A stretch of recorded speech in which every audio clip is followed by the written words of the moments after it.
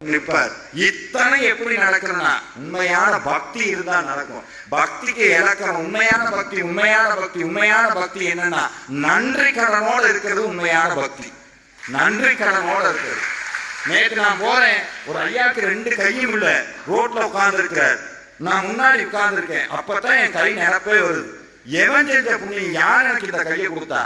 இந்த உள்ள உட்கார்ந்து இருக்கிறாரு, உள்ள உட்கார்ந்து இருக்கிறாரு. நம்ம சந்தனன் பேர்ல கொடுக்குற பஜ்ஜி மாவை ஏத்துக்கிட்டு, அப்பப்ப நம்ம சூடங்கிற பேர்ல பெட்ரோலை கொடுக்குறோம், அதையும் ஏத்துக்கிட்டு, நல்லெண்ணங்கிற பேர்ல சீமனையை கொடுக்குறோம், அதையும் ஏத்துக்கிட்டு, நம்ம நல்லா போத்தீஸு கணபதியில போய் நல்லா பட்டு வெட்டி கட்டிட்டு, சாமிக்கு மட்டும் ஜிகி ஜிகி ஜிகின்னு ஒரு பாவாடை ஒன்று இருக்கும், அதை கொண்டு போய் கொடுத்து விட்டு, அது இல்லாம 2 ரூபாய்க்கு சீட்டை வாங்கி உள்ள கொடுத்து விட்டு 10,000 பேரையும் சொல்லி, சாமிக்கு பாலுங்கிற பேர்ல என்னன்னே தெரியாம பிரதோஷத்துல லிட்டரா ஊத்தி நந்தி காதை பிடிச்சி தொங்கி, இத்தனையும் கொடுத்து விட்டு, இத்தனையும்